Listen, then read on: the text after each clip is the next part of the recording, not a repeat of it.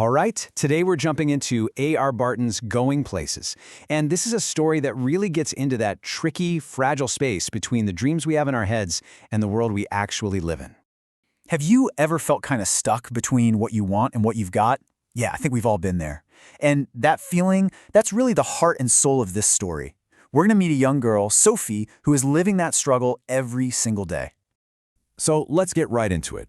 The whole story really hinges on this one major conflict. You've got Sophie, right? A teenager with these huge dreams, but she's constantly slamming into the reality of her life, her family's financial situation. And wow, this just lays it all out, doesn't it? On one hand, you have her fantasy. I'm gonna have a boutique. So much hope there. But then, bam, the reality hits. She's earmarked for the biscuit factory. That single line, that one contrast, pretty much sets up the entire story. And this is where we meet Janzi, Sophie's friend. And Janzi, well, she's the voice of reason. While Sophie's head is way up in the clouds, Janzi's feet are planted firmly on the ground.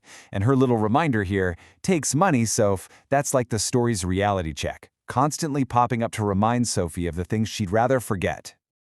Okay, so this whole dream versus reality thing isn't just happening inside Sophie's head. The author, A.R. Barton, does something really clever. The setting itself, her actual home and neighborhood, becomes a character in the story. It's not just a backdrop, it's a constant reminder of the world she wants to escape. And just look at the details here. The author doesn't just say, Sophie's family is poor. No, he makes you feel it. The steamy kitchen, that pile of dirty laundry, the cramped feeling of the house. You see her father, grimy from work, and her mother, with a back that's literally bent from all the labor. Every single one of these details paints this vivid picture of the reality she is fighting so hard to get away from.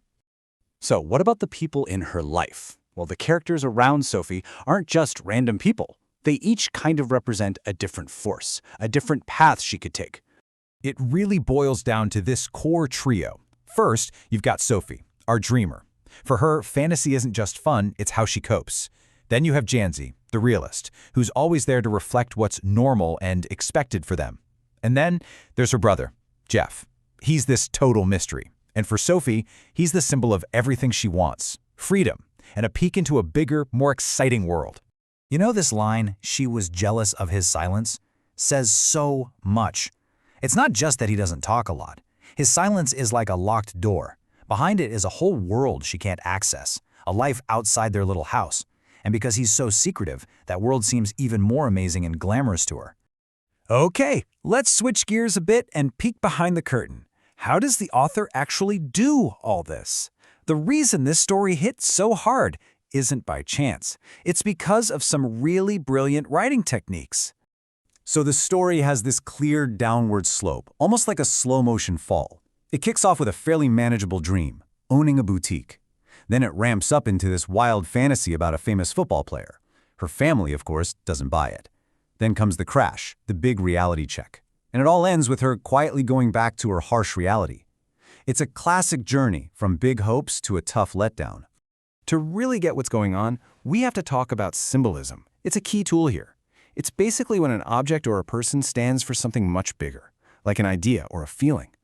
So let's break down the big ones in this story. The boutique, it's not really about selling clothes. It's her ticket out, a symbol of climbing the social ladder. Danny Casey, the football hero, he's pure, untouchable glamour, everything her life isn't. And the canal? Oh, the canal is so important. It's like the borderlands, the one place where her dream world and the real world are about to have a head-on collision. Now this is one of the coolest things the author does. Just listen to the words Sophie uses. When she's talking about her real life, the language is super simple, very direct. But the second she drifts into a fantasy, her vocabulary just explodes. It gets all fancy and complex. It's such a brilliant way to show the gap between her two worlds. And it also tells us, hey, this is a smart kid. She's just pouring all that intelligence into her dreams. So when we get to the big climax of the story, the author pulls out this amazing technique called stream of consciousness. It's like he just opens up a direct channel into Sophie's brain, and we get to hear every single unfiltered thought and feeling as it happens. So there she is, waiting by the canal for Danny Casey, a guy we, the readers, are pretty sure isn't coming. And because we're right there in her head, we feel everything. We feel the excitement, the hope, the little bit of doubt creeping in, the way she talks herself into believing it'll happen. It makes that final crash of disappointment feel so personal, so much more powerful. And all of this builds to that one single moment. That moment where her fantasy runs smack into a brick wall of reality. He doesn't show. And just like that, the bubble bursts. The silence after all that hope is just crushing. It's such a painful and unforgettable scene. So you might be thinking, okay, this is a story about a teenager from, a while ago. Why do we still care? Why does it still hit home? Well, it's because the things she's dealing with are things we're still dealing with. I mean, think about it. Sophie building up this huge fantasy life, that's not so different from someone creating a perfect, idealized life on Instagram, is it? The struggle with money and wanting to move up in the world, that's more relevant now than ever. And her obsession with Danny Casey, that's basically modern celebrity worship in a nutshell. And this is where the story gets really deep. It would be easy to just say, oh, Sophie needs to stop daydreaming. But the story is smarter than that. It's suggesting that her fantasies, they're not just silly daydreams. They're a shield. They're a survival mechanism that's protecting her from being completely broken by a life that doesn't offer her much hope. So, when you boil it all down, Going Places is really a story about growing up.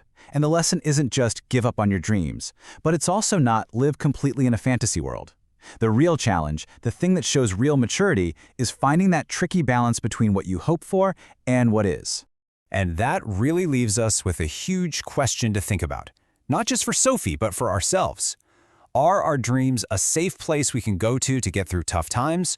Or are they a cage that stops us from living our actual lives? It's a tough one, and there's definitely no easy answer.